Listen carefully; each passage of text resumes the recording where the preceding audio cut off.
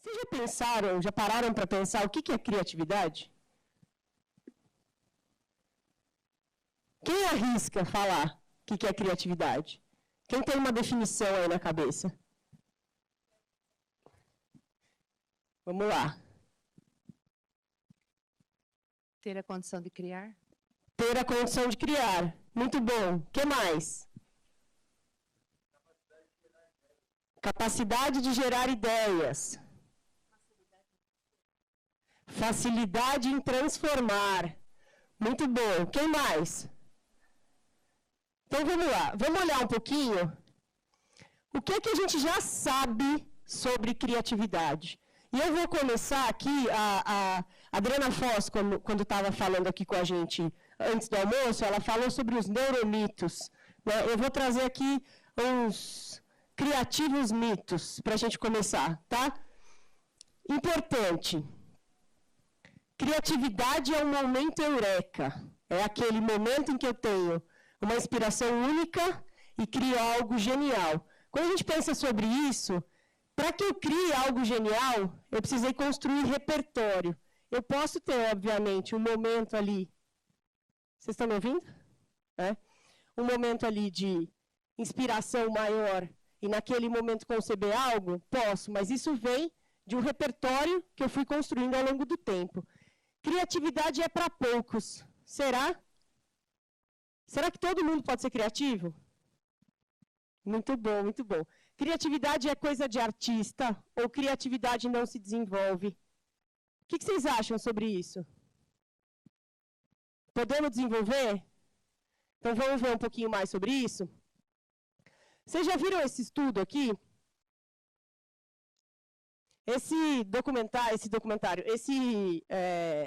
curta-metragem chama Like, caso alguém não tenha tido a oportunidade de assistir, é bacana, depois dá uma pesquisada para que vocês possam assistir. Mas teve um estudo que foi feito por um pesquisador chamado George Land, onde ele comprovou ali que ele ficou durante alguns anos acompanhando um grupo de 1.600 crianças e avaliando ali o declínio do potencial criativo ao longo dos anos. Aos 5 anos, ele identificou que 98% desse grupo era altamente criativo, e isso foi diminuindo até chegar em torno de 12% aos 15 anos e cair para 2% acima de 25 anos. Mas isso quer dizer que um adulto é menos criativo que uma criança? Não necessariamente. Né? O que o estudo do George Land mostrou para a gente aqui é que aquele grupo de 1.600 indivíduos, comparado com aquele mesmo grupo de 1.600 indivíduos ao longo do tempo, foi tendo o seu potencial criativo bloqueado. Mas por que isso é importante? A gente vai falar um pouquinho mais para frente sobre como é que a gente trabalha a criatividade, como é que a gente pode estimular as crianças do ponto de vista criativo na escola. Né? Então, é legal a gente olhar para esses dados. Outra coisa que a gente sabe também é que criatividade envolve a conexão de diferentes áreas do cérebro. Então, a gente não tem uma área específica que é acionada quando eu estou ali dentro do meu processo criativo. Mas por que será que acontece? Por que será que tem declínio, né, do processo criativo? Tem um estudo da Children's Creativity, que vale a pena depois, se vocês quiserem acessar, e aqui eu elenquei 3 fatores externos aí relacionados ao declínio do potencial criativo. O primeiro é a padronização. Então, a ênfase na aprendizagem mais mecânica inibe o potencial criativo. O segundo é a motivação extrínseca, ou seja, só ter estímulos externos, por exemplo, preciso tirar boas notas, ou preciso vencer uma determinada competição, que isso também pode inibir o potencial criativo. E um terceiro fator, e não menos importante aqui, porque a gente vai voltar nele mais para frente, é o medo de correr riscos. Então, quando eu não me sinto seguro para poder colocar a minha opinião ali, para poder me posicionar em relação a alguma coisa ou a algo que eu estou criando, isso pode inibir o meu potencial criativo. Tudo bem? Muito bom. Mas a gente sabe também que enquanto tem uma queda desse potencial criativo, a gente tem também uma demanda por criatividade que está sendo colocada. E eu trouxe aqui quatro exemplos de como é que isso está sendo visto por grandes instituições. Então, a gente tem a ONU, o Fórum Econômico Mundial, a OCDE e a Base Nacional Comum Curricular, falando um pouco sobre a questão da criatividade. Então, a ONU, pessoal, em 2018, criou o Dia Mundial da Criatividade, justamente para fomentar para os países a importância, né, de ter investimento em criatividade. Por quê? Porque a ONU entende criatividade como um ativo social e econômico para o desenvolvimento dos países. Tá? A gente tem o Fórum Econômico Mundial, que ao longo dos últimos relatórios vem trazendo criatividade como uma habilidade extremamente importante para o mercado de trabalho. Então, criatividade hoje é a terceira habilidade identificada pelo Fórum Econômico Mundial como mais importante para o mercado de trabalho.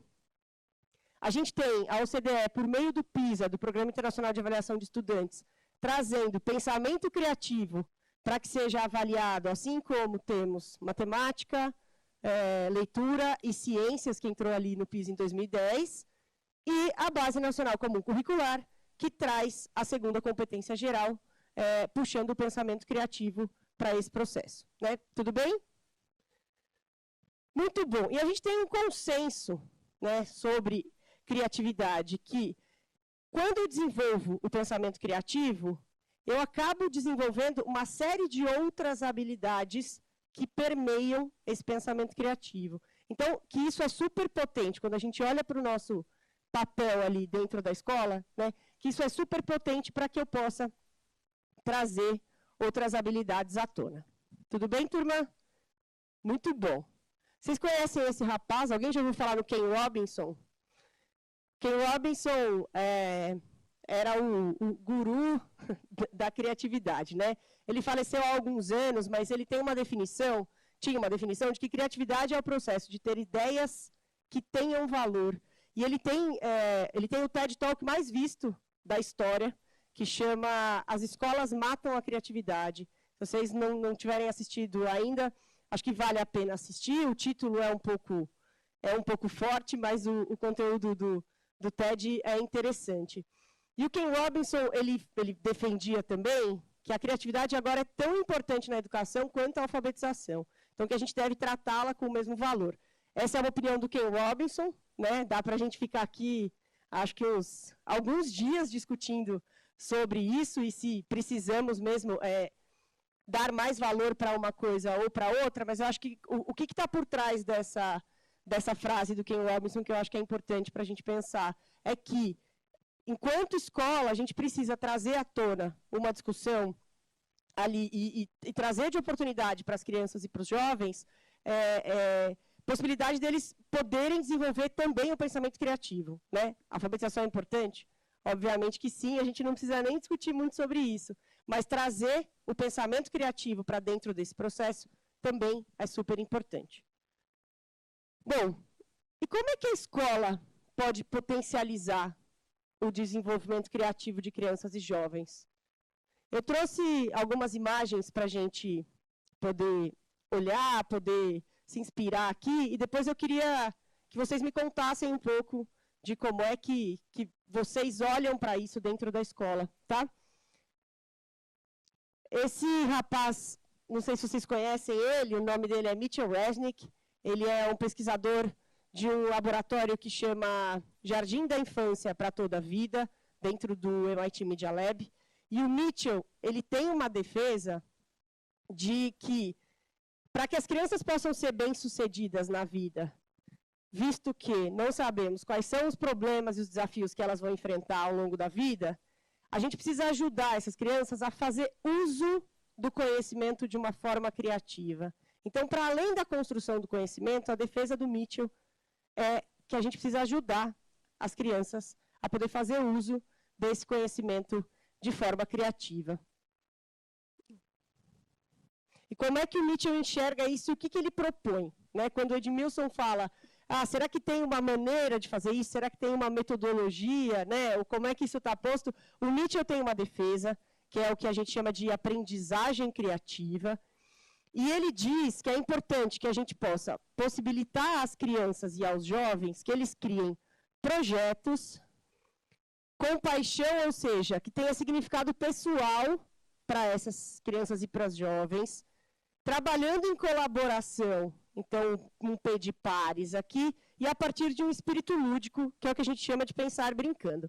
Então, o Mitchell elenca 4 P's para aprendizagem criativa, e vale a pena também, eu gosto sempre de trazer as referências bibliográficas aqui para o processo.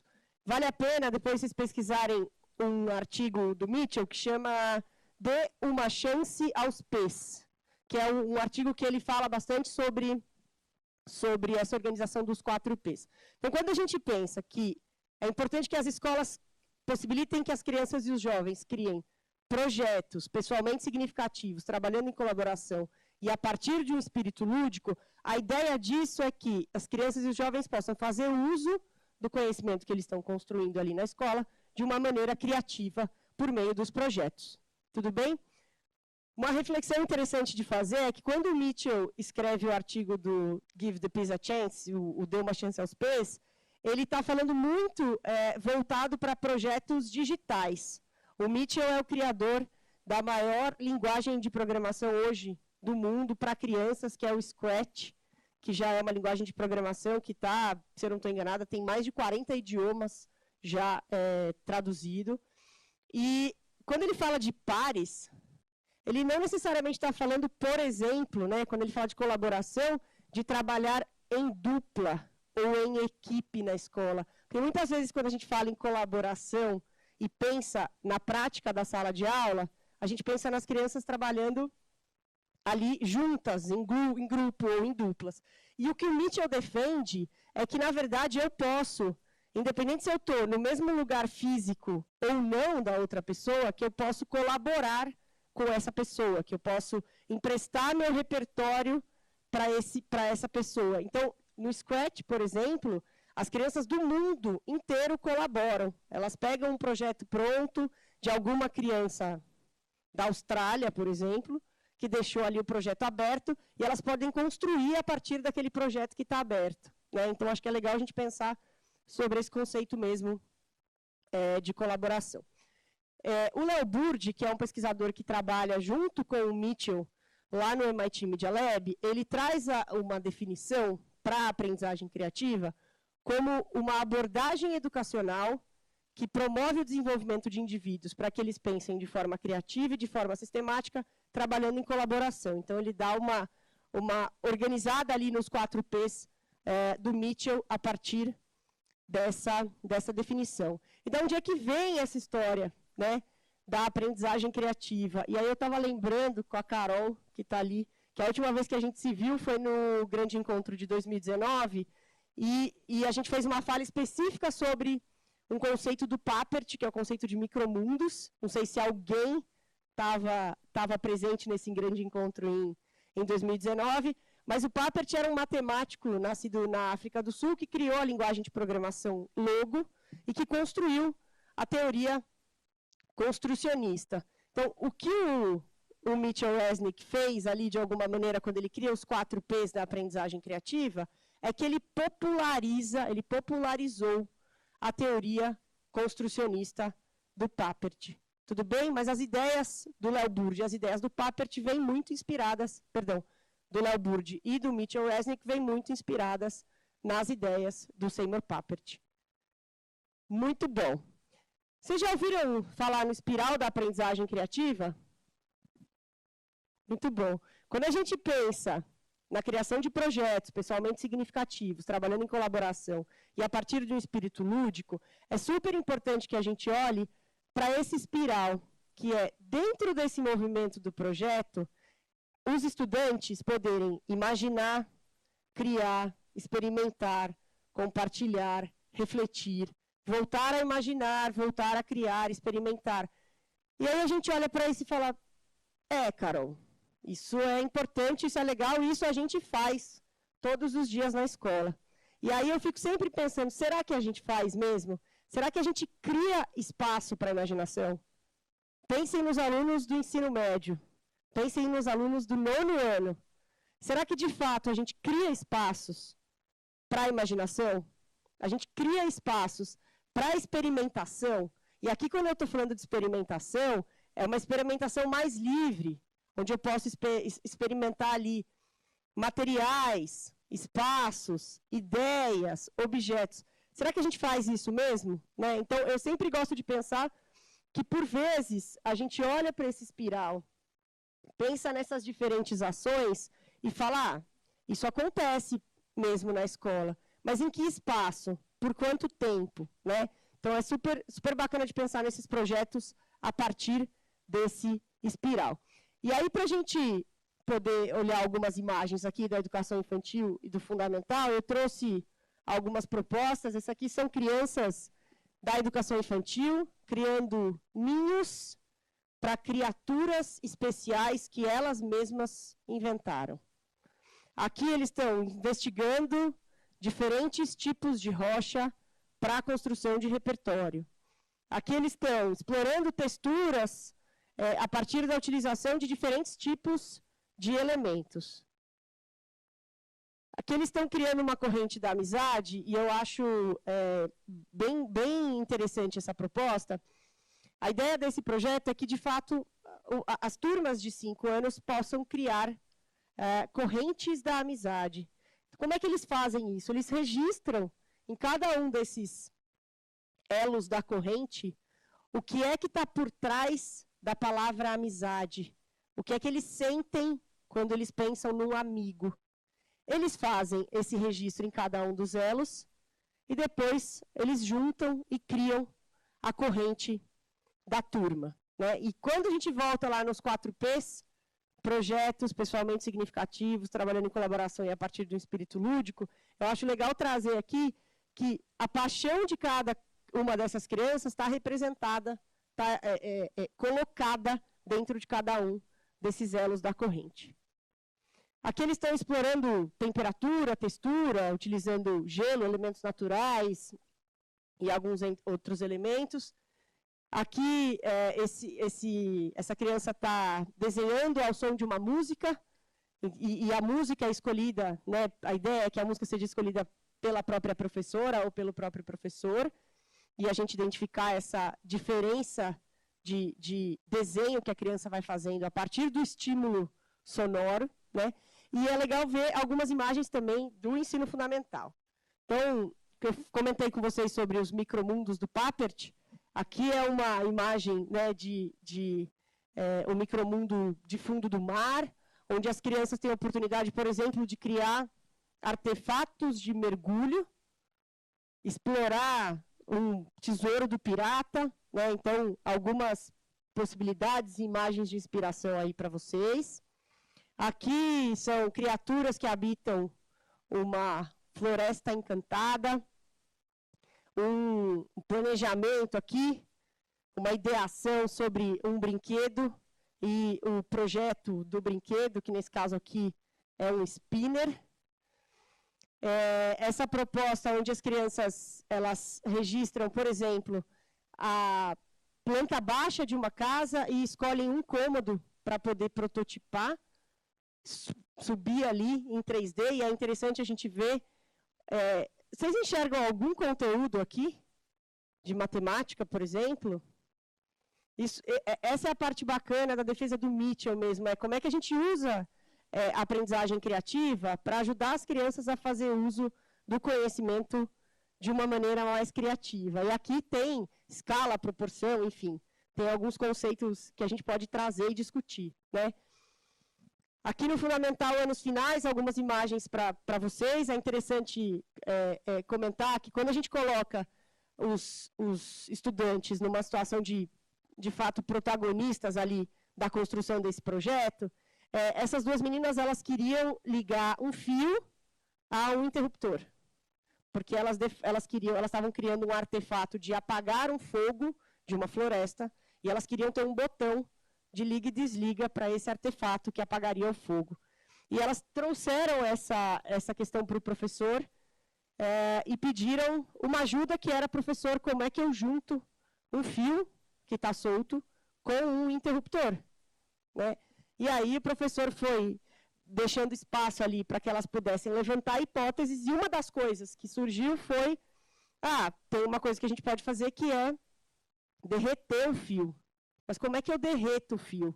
E aí o professor puxou ali um ferro de solda e está ajudando as meninas a poder soldar esse fio ao interruptor. Então, é legal entender até qual é o papel da tecnologia nesse desenvolvimento do processo criativo, onde é que ela entra e como é que ela entra. Então, aqui tem mais algumas imagens do Fundamental Anos Finais. Vou até voltar.